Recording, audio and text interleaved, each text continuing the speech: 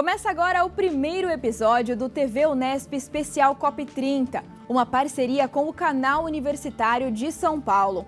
A Conferência das Nações Unidas sobre Mudanças Climáticas deste ano é na Amazônia Brasileira. Belém recebe a 30ª edição do encontro para discussões e negociações mundiais sobre meio ambiente.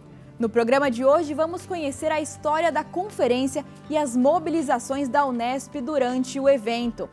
Para isso, recebemos a professora Juliana Cortes Barbosa, doutora em Ciências da Engenharia Ambiental e professora do Instituto de Ciências e Engenharia da Unesp em Itapeva. Professora Juliana, muito obrigada por aceitar o convite da TV Unesp, mais uma vez atendendo a gente. Eu que agradeço. Para a gente é um prazer conversar com vocês. E a professora Juliana já participou de algumas edições da COP, né, professora? Sim. Queria que você falasse um pouquinho sobre isso, quais você já participou e contasse um pouco da sua experiência. Bom, eu participei oficialmente da COP 27, da COP 28, mas anteriormente, sem saber que ia se transformar na COP, eu participei da Eco 92, quando eu era estudante ainda, e depois eu participei da Rio+20.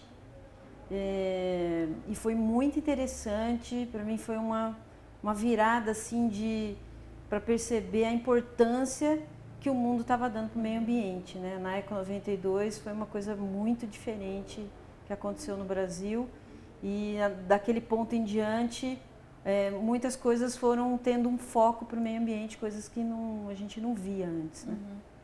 E falando sobre a Conferência das Partes, conta um pouquinho quando é que começou essa decisão dos líderes mundiais a discutirem meio ambiente, se reunirem para isso? Bom, isso começou mais ali na reunião que teve em Estocolmo, né? Que em 72, que eles começaram a discutir os problemas de poluição da água, do ar, a questão de gases, né? De queima de carvão mineral e toda essa poluição e o problema que isso causava para a fauna e para a flora, né? Então, os problemas que a população, principalmente dos grandes centros, começaram a enfrentar por causa da poluição. Então, começou ali, né? E quando é que isso se consolida nas COPs, professora? O que aconteceu é que tem uma convenção, né? Então, tem uma reunião de pessoas, um bloco, que resolveu se organizar em países para ter ações em prol do meio ambiente.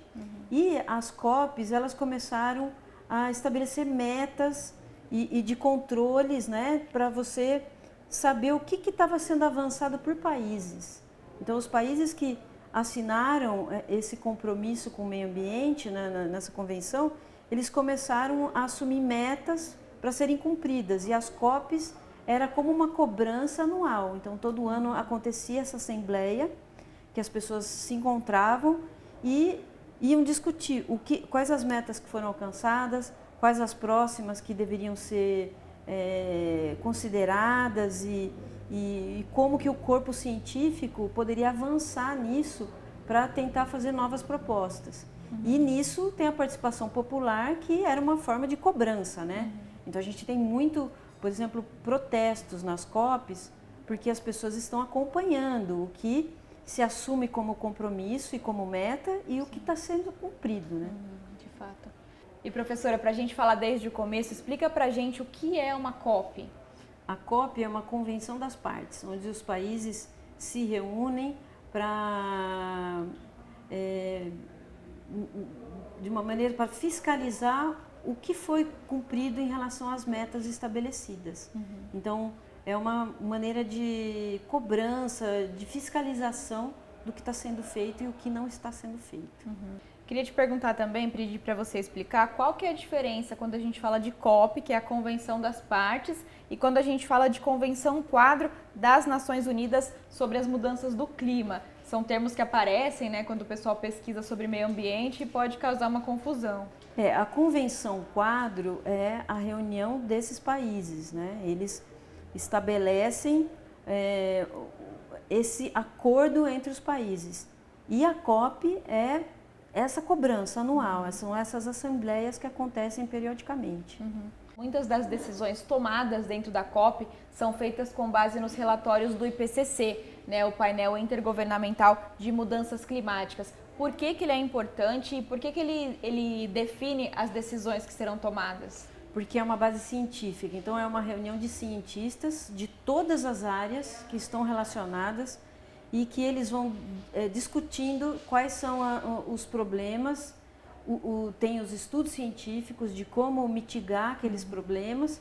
Então, é um relatório científico que deve ser o apoio para que aconteça essas reuniões. O IPCC é uma reunião, então, dos cientistas, né, para formar toda essa base científica dos estudos, e é uma adesão voluntária, é um convite do governo, é uma identificação dos maiores especialistas mundiais em cada um dos assuntos, água, ar, solo, a questão da biologia. Então, é uma multidisciplinaridade que é reunida para ter essa base concreta científica e não deixar os países fugirem dessa base científica. Então, todas as metas que são traçadas e o planejamento dessas metas para serem trabalhadas, elas têm que ter base nesse estudo do IPCC. E agora a gente está no momento de falar sobre COP no Brasil, né? E aí não tem como não lembrar da Eco 92 que foi realizada aqui no Brasil. Você pode comentar um pouquinho sobre essa reunião e como é que ela influenciou os eventos que viriam a seguir sobre o meio ambiente? Sim, a Eco 92 ela foi importantíssima porque foi uma quebra de paradigma de quando o mundo não estava preparado e totalmente preocupado com o meio ambiente, e a partir dali começaram a levantar muitos problemas, e isso foi visível para o mundo inteiro. E para o Brasil foi muito importante porque a gente reafirmou a soberania da Amazônia.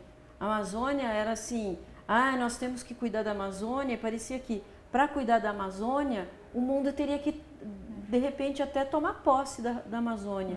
Então, na Eco 92, o Brasil teve uma relação ativa ali em mostrar que ele ia tomar medidas e que tinham problemas importantíssimos a serem tomados pela ciência e pelos governos para melhorar as condições da Amazônia, evitar o desmatamento, começar a ter programas de restauro de áreas já degradadas. Então, foi um marco muito importante para o Brasil. E a partir dali se começou a planejar os outros encontros e os governos assumirem as responsabilidades dos países que precisavam ter ajuda nesse sentido, né, em relação ao meio ambiente. Mas embora, professor, eles tenham começado a pensar sobre isso, 10 anos depois, né, após a Eco 92, aconteceu a Rio+20, também no Brasil, mas ali os resultados foram desanimadores, né, para os países. Por que isso acontece? E você considera que esse é um cenário que vem se repetindo ao longo das COPs? Realmente, quando não tinha ainda um documento, uma jurisdição para exigir esse cumprimento dessas metas, se viu que os países desenvolvidos e os países subdesenvolvidos, eles tinham um abismo ali em relação a recursos financeiros para realmente tomar medidas cabíveis, né? Então, cada um ficava esperando tomar medida e fazer a sua parte. Mas muitos desses países em desenvolvimento, que no caso o Brasil está incluído, a Índia, não tinham muitas vezes recursos, né? Então, a partir daí começou a se pensar nos fundos internacionais para que pudesse ser esses países receberem auxílio. E então a gente vê que essas metas não foram cumpridas realmente, muito porque você não tinha essa articulação financeira e esse compromisso entre os países, né? Uma coisa mais de cobrança mundial. Entendi. E até considerando as suas experiências em COP, como que você avalia a participação do Brasil nas COPs em que ele se fez presente? Olha, eu participei de duas, né? E eu posso, assim, eu tive uma experiência muito diferente de uma COP para outra. Porque o que aconteceu? Na COP do Egito, o Brasil tinha acabado de eleger o Lula. E então, foi em outubro e novembro aconteceu a COP. Então, quando nós chegamos, o estande do Brasil estava praticamente esvaziado pelos membros do governo, que eles praticamente não estavam lá. E, por outro lado, o governo do Lula não tinha sido implementado ainda. Mas a gente já via, por exemplo, a Marina Silva, Adalberto Val, a gente viu o Rodrigo Augustin, que hoje em dia é o presidente do IBAMA, circulando por lá, né? E outras figuras importantes que já tinham participado em outros governos, Lula, e eles circulando naquele espaço, mas eles não eram nada do governo. E na COP28, em Dubai, já foi completamente diferente, porque o Brasil estava em peso, foi uma delegação enorme, muito ativa, então teve muitas salas de discussão, muitos pesquisadores, então a gente viu um movimento grande das pessoas para assistir o pavilhão do Brasil e os diálogos que o Brasil tinha organizado. Então ali estava muito, muito, muito ativo mesmo. E você comentou sobre a participação da Unesp na COP. Conta um pouquinho sobre isso, quando é que começou, como é que te convidaram, como é que você foi até o evento? A gente recebeu um convite por parte mesmo do Rodrigo Augustin, que é formado na Unesp, de Bauru, né? De Bauru. E ele teve contato com o reitor e ele falou, vocês não vão mandar um representante e tal? E aí chegou o convite para mim e se estendeu para a Dulce também, que na época era assessora da pós-graduação. Então nós fomos. E foi uma experiência maravilhosa, porque a gente vê o quanto é importante participar desses diálogos. Então, as universidades estão presentes, mas no Brasil a gente vê que não tinha quase universidade. Então, a Blue Zone, uma outra coisa que aconteceu de diferente entre a COP 27 e a 28, é que na 27 foi barrado totalmente a participação da universidade. Então, a gente não conseguia credencial de maneira nenhuma na Blue Zone. Então, eu consegui essa credencial pela Blue Zone porque eu tinha uma parceria muito forte com a China. Aí, então, o Augustin falou para mim, olha, você tenta conversar com ONGs, com empresas, com outros governos, para ver se você consegue se integrar em uma outra comitiva. Porque no governo brasileiro era impossível. Falava que era professor universitário, era barrado imediatamente, você não conseguia essa credencial. Aí eu conversei com os parceiros chineses e eu entrei com a credencial chinesa.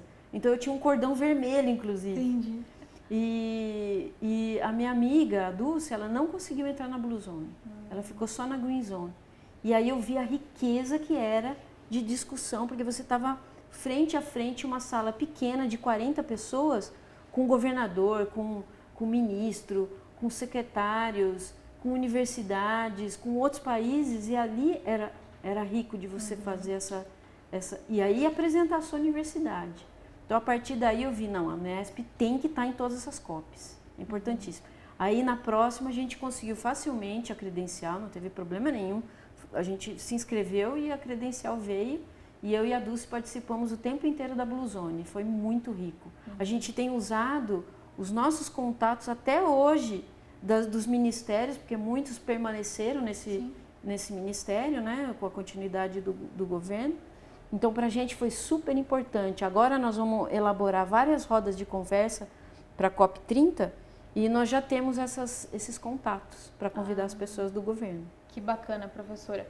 Antes de falar um pouquinho sobre a COP desse ano, eu vou te pedir para fazer um retrospecto assim, sobre as maiores conquistas ao longo desses 30 anos de COP. O que você pode destacar para a gente?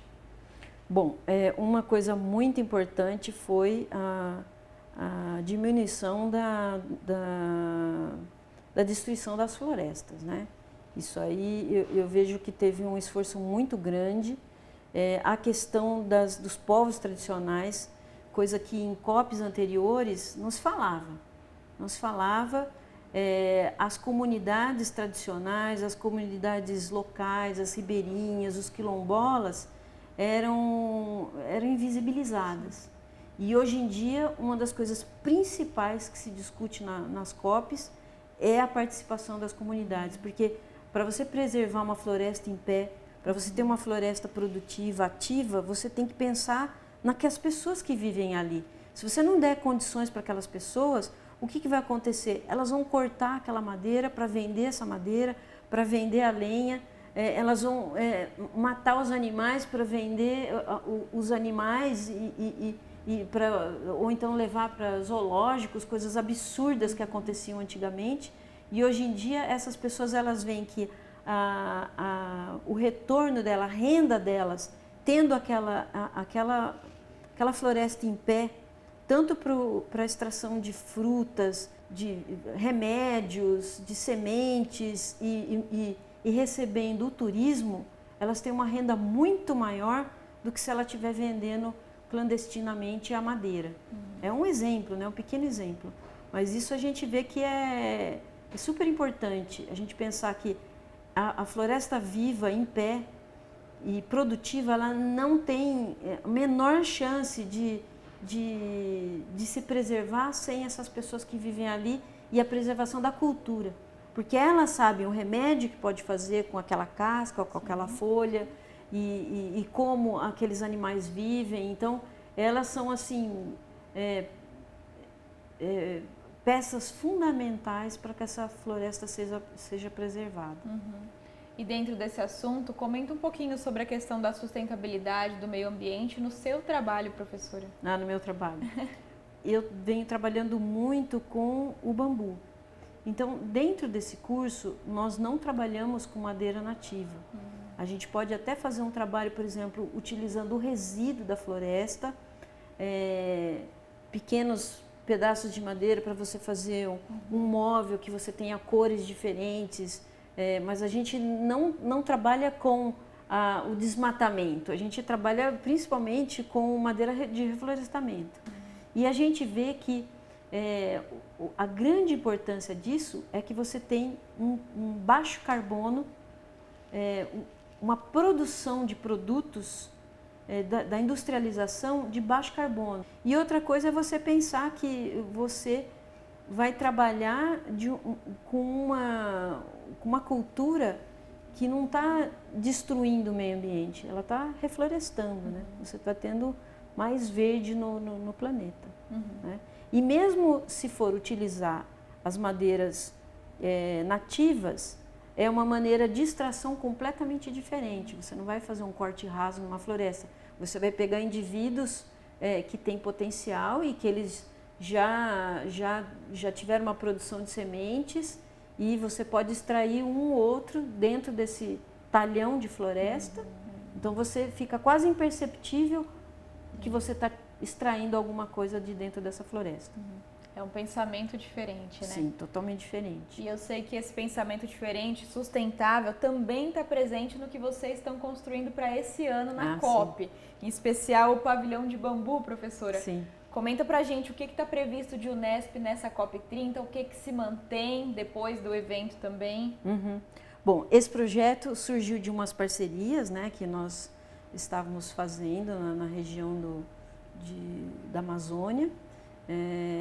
E a intenção era usar um material da região que fosse de baixo carbono e que a gente pudesse mostrar para aquelas comunidades que também é um material que pode ser usado para produção de construções para eles, né? Então é um material que já tem naquela região e que pode facilmente estar composto junto com a floresta. Então, aonde a gente construiu o pavilhão, que tem mais ou menos 160 metros quadrados, 160, 180 metros quadrados, a gente não cortou uma árvore. Ela está toda integrada numa floresta e algumas árvores até dentro desse pavilhão. Então vai ser uma imersão das pessoas que vêm para a COP. E a nossa intenção era fazer algo imersivo dentro da floresta para que as pessoas se encantassem com aquela floresta, se emocionassem com aquele lugar e pensassem, nossa, a gente precisa realmente pensar que isso não pode acabar, isso tem que ser preservado, né? Então, muitos estrangeiros vão para a COP e Belém é uma cidade grande como qualquer outra. Então, tem muito mais prédio, carros, ruas asfaltadas do que floresta. Então, a gente teve essa parceria com o Instituto Piabiru e a 20 minutos do centro de Belém, você, através de um barco, uma travessia por um rio, atravessa a Ilha do Combu, no meio da floresta, e chega do outro lado da ilha. Então, já é um passeio lindíssimo. Então, essa entrada das pessoas por essa floresta, e você vai ter uma roda de conversa, você vai ter uma exposição que está implantada no meio da floresta, é uma coisa que nós pretendemos encantar as pessoas para que elas vejam a exposição científica, mas ao mesmo tempo vejam a arte. E vejam uma arte que está relacionada com o meio ambiente. Tá?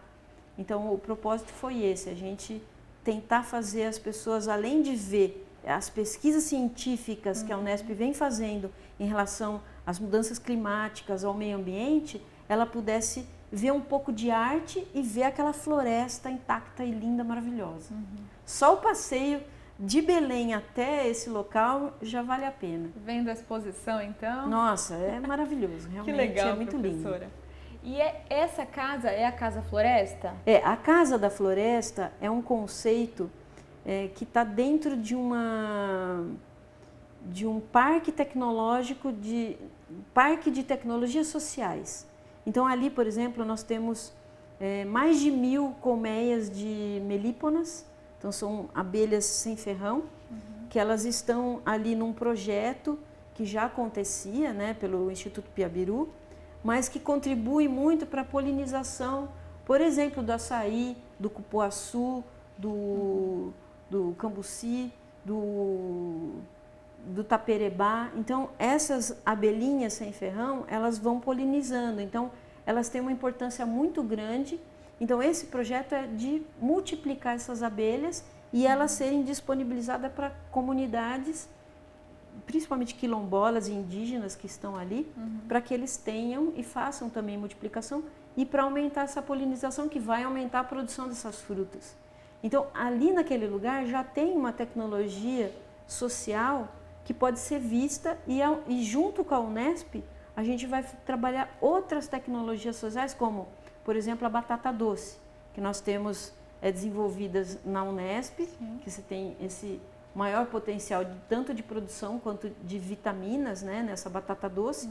Então, é uma coisa que está sendo levada para essa região, para que eles possam também retomar essa coisa de ter uma agrofloresta produtiva e que sejam mais independentes da comida que eles vão comprar na cidade, que vem embalado no plástico, né? Então, eles produzirem o seu próprio alimento. Então, essa também é uma outra questão que a Unesp vem trabalhando, que é a questão da alimentação mais saudável, né? Da segurança alimentar. Então, isso também está sendo demonstrado. E além de muitas outras coisas. Então, essa parceria com esses institutos, inclusive a Universidade Federal do Pará e a Universidade Rural da Amazônia. Então, essas duas universidades, nós fizemos questão de conversar com eles, conhecer as pesquisas que eles estão fazendo e eles estão totalmente se integrando com as pesquisas da Unesp para que a gente possa fazer futuros projetos. Aí a COP, onde vai acontecer essa exposição e essas parcerias, vão receber diferentes países, diferentes universidades, e depois tem a pós-COP, que tudo vai continuar. Nós pretendemos, a partir dessa parceria, firmar convênios com as pessoas e as universidades e as instituições que nós estamos convidando para estar com a gente e, a partir desse diálogo todo, já firmar projetos de grande porte para que a gente possa continuar pesquisas pós-COP. Então, durante esses 5 anos. Eu acho que o resultado vai ser bem maravilhoso. Com certeza. Fala um pouquinho mais da sua expectativa dessa participação da Unesp na COP. Então, uma coisa que eu achei maravilhoso foi que nós fomos convidando vários professores que têm pesquisa na área ambiental, na área de solos, na área das melíponas, na área da água, na questão dos povos tradicionais, e a gente sentiu assim uma integração muito importante de diferentes áreas. Então, isso é a verdadeira interdisciplinaridade entre os cursos. Então, a gente viu a riqueza de diálogo que a gente pode ter entre as unidades, entre os cursos, e quem ganha muito nisso são os nossos alunos com as formações, tanto da graduação quanto da pós-graduação. A gente está com uma grande expectativa que isso gere bons frutos e bons projetos daqui para frente. Sim. E quanto à discussão ambiental em todos os países do mundo, qual que é a sua expectativa? Bom, estão dizendo que essa COP vai ser a COP da verdade, né? Que vai ter uma cobrança muito forte do que nós temos realmente que tomar como medidas para que seja freada, principalmente o desmatamento. Já está mais do que provado que nós não precisamos desmatar mais nada para ter a nossa produção que precisamos, né? O que nós precisamos muito é recuperação das áreas degradadas, e eu acho que isso é uma coisa que nós teremos que trabalhar muito fortemente. A questão dos combustíveis fósseis, né, que isso está sendo uma discussão muito grande, tem muita polêmica em torno disso. Nós temos que, ao mesmo tempo, fazer essa transição, mas nós não podemos parar o país para poder fazer essa transição, mas de uma maneira que não prejudique também a economia do país, não só o nosso país, como dos outros países. Ainda tem muita coisa para ser feito, e eu acho que os povos tradicionais também têm que ser muito mais incluídos nos projetos e ter muito mais protagonismo em escrever esses projetos junto com os pesquisadores, porque eles fazem parte e têm que ser integrados desde o início até o final disso, para que a gente não tenha prejuízos para essa cultura, né? E professora, o Brasil como país sede, você acredita que ele pode então guiar as negociações neste ano? Sim, eu acho que o Brasil vai ter um protagonismo importante aí na questão dos fundos de financiamentos. Então, o Fundo Amazônia, o Fundo Verde, o Fundo de Perdas e Danos, para que os países consigam ter mais